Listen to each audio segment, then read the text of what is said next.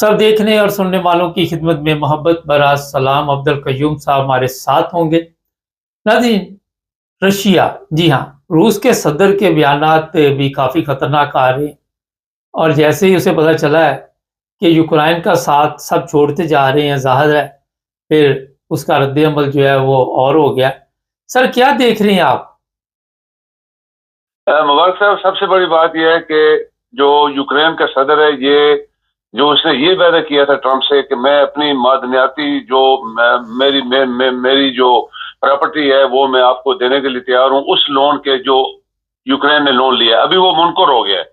उसने ये बोला है कि ये लोन मुझे वो लोन नहीं दिया गया था, बल्कि ये मुझे मदद दी गई थी, और मदद जो होती है वो फ्री होती है। लिहाजा मैं कोई ट्रंप को या अमेरिका को अपनी जमीन जो है जिसके अंदर जो भी खजाना है वो देने के लिए तैयार नहीं हूँ। ये मुनकर हुआ है अभी पहली दफा। लाजमी बात है, इसके भी बहुत सारे पार्टनर्स हैं जो इसको समझाते होंगे कि ये ना कर, वो ना कर।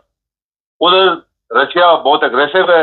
रशिया ने उसको बोल दिया सरेंडर करो या फिर मौत के लिए तैयार हो जाओ, और उसकी अफवाज एज यूजुअल रोज एडवांस आगे करती जा रही हैं यूक्रेन के अंदर। बहुत सारे एक्सपर्ट ये कह रहे हैं कि ये मुमकिन है कि रशिया ये अभी, चूंकि जैसे अभी आपने भी एक अल्फाज इस्तेमाल किया, चूंकि यूक्रेन की मदद जो है बहुत सारे साइडों से बंद हो गई है, तो ये खुद तो लड़ नहीं सकता। और ये जो 30 दिन का मुआहदा के लिए एग्री हुआ था, या इसने सजेशन दी थी, तो उसमें जो बड़े अमेरिकन एक्सपर्ट्स हैं वो ये कहते हैं कि असल में ये अपनी फौज को स्ट्रांग बनाना चाहता था, पीछे से असला ला के उनको देना चाहता था, ताकि 30 दिन मिल जाएंगे तो और स्ट्रांग फौज हो जाएगी, तो हम लड़ेंगे रशिया की। और कुछ लोग इसको पंप कर रहे हैं, आपको पता ही है, 2-3 मुल्क हैं जो इसको पंप करते जा रहे हैं। तो ये रशिया ने बोला हम इसको बहुत बहुत डिटेल से चेक कर रहे हैं, लेकिन इसको जो जो मेरी शरायत है वो पूरी करनी पड़ेंगी, वरना फिर जंग चल रही है, और जंग इस दफा जो होगी बड़ी खतरनाक होगी, क्योंकि अमेरिका पीछे हट गया है और कुछ यूरोप के बहुत सारे मुल्क पीछे हट गए, एक्सेप्ट 1-2 जो रह गए। तो इसके पास अपने पास तो कुछ भी नहीं है, और ये जहनी तौर पे बीमार आदमी है। आपको पता ही मुबारक साहब कि ये इतना नुकसान कराने के बावजूद भी इसको समझ नहीं अगर आ रही, तो फिर वो बंदा बीमार होता है। और रशियन बड़े पावरफुली, जो प्यूटन है वो धमकियां मारता जा रहा है, और उसने और भी लोगों को धमकियां मारी हैं। तो ये लेटेस्ट सिचुएशन है, और अभी देखते हैं क्या होता है भला, लेकिन इस बंदे को सरेंडर करना पड़ेगा। सर, ये बताइए कि अब अमेरिका में जो हालात बने हुए हैं, अमेरिका ने एकदम रास्ता जो है वो अपना जो है वो तब्दील कर लिया है। क्या कह रहा है अब ट्रम्प? अभी देखें, बात से पहली बात यह है कि ट्रम्प जो है वो जो जो उसने वादा किए थे अपनी लोगों से वो पूरे करता जा रहा है। ट्रम्प ने जो पाकिस्तान के खिलाफ बात की थी वो भी पूरी की है उसने उसने पूरी पाबंदियां लगाई हैं। पाकिस्तान को वीजा नहीं मिलेगा, और जो इवन ग्रीन कार्ड वाले जो बैठे हैं यहाँ पे, उनको उठा के हम फेंकने वाले, वो दर कर रहे हैं। वो डरता थोड़ी है, वो सुपर पावर है, वो उसको पाकिस्तान वाले तो मांगते हैं लोगों के। और ये जनरल जो है आपके, एक इंफॉर्मेशन आपको भी पता है कि जितने पाकिस्तान आर्मी के जनरल हैं इनके ऊपर बैन लगने वाली है कि अमेरिका नहीं आ सकते, इनकी प्रॉपर्टी पॉसिबली वो कहते हैं जब्त करेंगे। तो इस तरह एक प्रेशर, जब ट्रंप के मुबारक साहब 2-3 असिस्टेंट्स ने पाकिस्तान से मुतालबा किया कि इमरान को रहा करो, तो इन्होंने वो क्या कहते हैं, वो खुजली भी इनके कानों पे नहीं हुई, क्योंकि ये अपनी जगह गुंडे हैं, बहुत बड़े गुंडे हैं जिन्होंने पूरा पाकिस्तान काबू किया हुआ है। तो उसका फिर रिएक्शन तो आता है। रिएक्शन यही था कि ट्रम्प खुद बोला फिर कि मैं तो बहुत जल्दी, वेरी सून, पाकिस्तान से इमरान के बारे में बात करूंगा अथॉरिटी से। उसकी अथॉरिटी क्या मतलब है हमें समझ नहीं आई, उसको पता होगा। तो ये चीजें जो प्रेशर आया कि वीजे ना दो, इनके बंदे निकालो, जनरल्स के ऊपर पाबंदियां लगाओ, इनकी कोई चीज छोड़ो ना, तो ये उसी का रिएक्शन था। अगर वो ये समझ जाते इशारा, वक्त से कहते हैं कि अक्लमंद के लिए सिर्फ इशारा होता है, वो जब इशारा होता है तो समझ आता है ये होने वाला है। तो इन्होंने तो, ये तो गुंडे हैं, ये तो 75 साल से पाकिस्तान को खा गए हैं, ये किधर समझते हैं। और पाकिस्तान $1 ट्रिलियन अमेरिका ने दिया है, वबाक साहब ये आप कभी ना बोले, अमेरिका ने मुफ्त इनको दिए हैं पैसे। ये खा खा के इनके बड़े बड़े पेट हुए हैं, 4-4 टन जजों के और 6-6 टन सियासतदानों के, ये आराम की कमाई थी।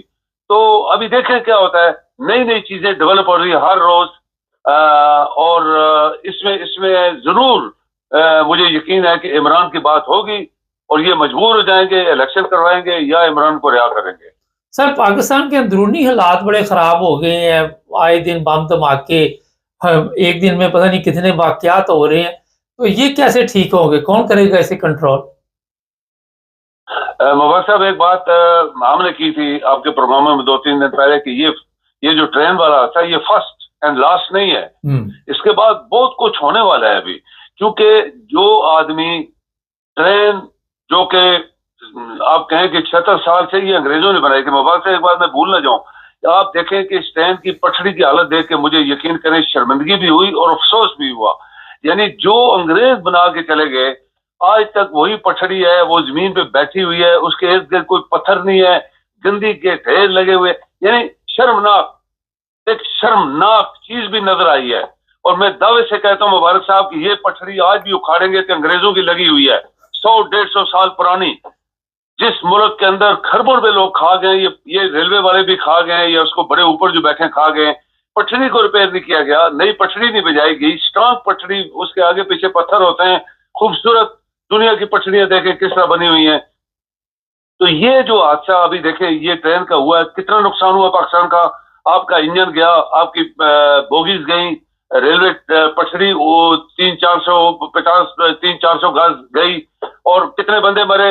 आपके बंदे देखे मुतजाद बयानात हैं।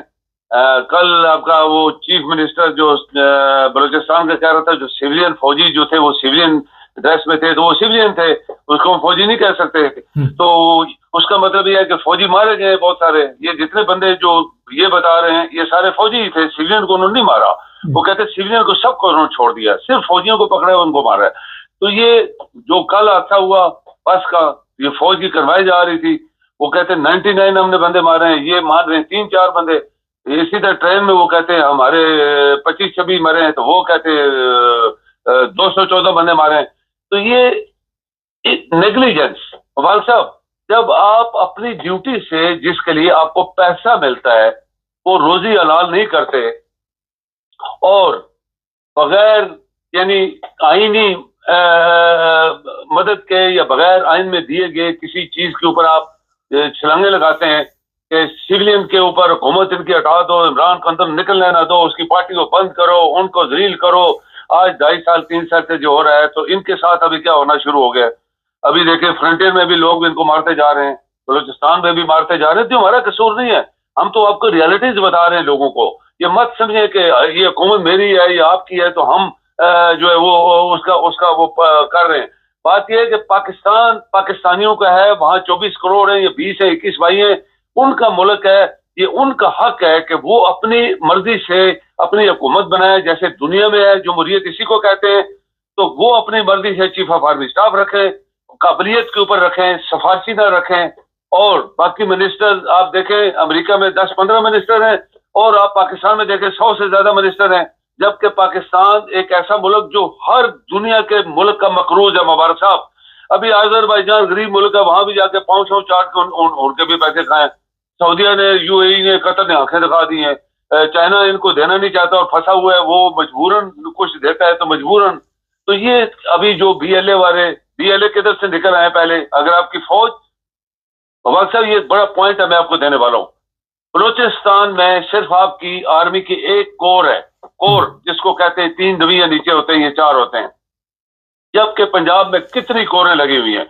और इधर दूसरी साइड पे बलूचिस्तान सबसे बड़ा सूबा है, जहां पे सबसे ज्यादा मादनियात पाकिस्तान की दौलत है, वहां पे एक कोर लगाई है कोयटे में। जबकि पूरा बलूचिस्तान खाली है, नीचे तक ग्वादर तक। तो लोग तो फिर उठेंगे ना। वो इलाका भी ऐसे है कि वो रेगिस्तान, पहाड़ और कुछ ऐसा एरिया है जहाँ पे इंसान जाके घबरा भी जाता है। तो वहां पे आर्मी ज्यादा होनी चाहिए, फौज।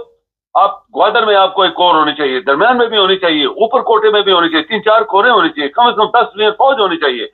तब आपको इन टेररिस्ट को काबू पर कर पाएंगे। और मुबारक से ये बात है, खुशी की है मैं आपको आपके प्रोग्राम के थ्रू, आपके चैनल के थ्रू ये मैं कहूंगा कि हमारी आर्मी के लोग जिस तरह इस बेआबो गया रेगिस्तान और इलाके में उन्होंने ऑपरेशन किया, और जिस तरह वो खड़े थे वहां पे, तो ये एक चीज जो है, ये एक मुहिब्बुल वतनी का सबूत है। हमारी फौज जो लोग हैं ऊपर में, लोग, हमारे लोग अपने मुल्क की हिफाजत के लिए क्या क्या कर रहे हैं और वो तकलीफें देख रहे हैं। वहां पे उनको पानी भी नहीं मिलता होगा, मुझे यकीन है, जहां ये खड़े थे। तो मवासिफ ये चीजें हैं, ये आपके 2 4 10 बंदे जो हैं, जो मुल्क को खराब करते रहे आज तक, और आपके मुल्ला और ये सियासतदान रामखोर, जरदारी गैंग, लाहौरी गैंग, एमक्यू वाले गैंग, और कुछ लोग मिले हुए वली गैंग, ये सारे गैंगस्टर हैं। इन गैंगस्टर को 2 4 बंदे आर्मी के और ऊपर इनको मिल जाते हैं, फिर ये मुल्क को चूसते हैं, खाते हैं, कंगाल करते हैं। आज पाकिस्तान कंगाल है। तो ये अवाम जो है, हम बार बार कह चुके हैं, दुनिया में, यूरोप में, जहां डेमोक्रेसी है वहां पब्लिक निकलती है और पब्लिक इनको घंटों में उड़ा के रख देती है, घंटों के अंदर। तो पाकिस्तान में 76 साल से किसी ने इनको उड़ाया नहीं है। तो ये अफसोसनाक चीजें हैं जो मुबारक साहब पाकिस्तान में नहीं हुई। और पाकिस्तान के अंदर ये जो वबा अभी उठ खड़ी हुई है, इसमें ये मत आप समझिए कि ये BLA कोई चीज नहीं है। इसके पीछे बड़ी ताकतें हैं, क्योंकि बलूचिस्तान एक मुल्क के बराबर जमीन है और वहां पे दुनिया की मादनियात हैं। अगर ट्रंप ग्रीनलैंड को, ये भी एक बात याद रखें मुबारक साहब, ट्रंप ने वादा कर दिया बड़ा क्लियर कि मैं ग्रीनलैंड लेके छोड़ूंगा, कुछ भी है, आई विल ऑक्युपाई इट। ये उसके अल्फाज हैं। ये हमने बात की हुई है लोगों से कि ट्रंप जो है, ये जो कुछ रशिया और चाइना और बोल नहीं रहा और उनके सारे मामलात आगे चला रहा है, उसका कुछ मकसद है। और ये एक बहुत बड़े एनालिस्ट ने बोला था और हमने आपके प्रोग्रामों में दोहराया था कि ट्रंप ये ग्रीन नहीं छोड़ेगा, ग्रीनलैंड। पॉसिबली मैक्सिको को भी बोले कि तुम हमारी एक मुल्क की स्टेट बन जाओ, और ग्रीनलैंड को तो कभी भी नहीं छोड़ेगा। कनाडा वालों ने तो आंखें दिखा दी हैं, वो तो कहते हैं कभी भी नहीं हो सकता। तो ये अपने अपने मकासद के लिए लोग लगे हुए हैं। लेकिन ये जो है कि आई विल ऑक्युपाई इट, ये 100% कंफर्म है। उसके अपने अल्फाज मुबारक साहब जो मैं दोहरा रहा हूँ। बहुत शुक्रिया सर। जी मेहरबानी। नाज़रीन, जब तक ये जो आपका अदल का सिस्टम है वो ठीक नहीं हुई, सूबों का यही है ना, बलूचिस्तान का यही है कि हमारे यहाँ गुर्बत अफलास है।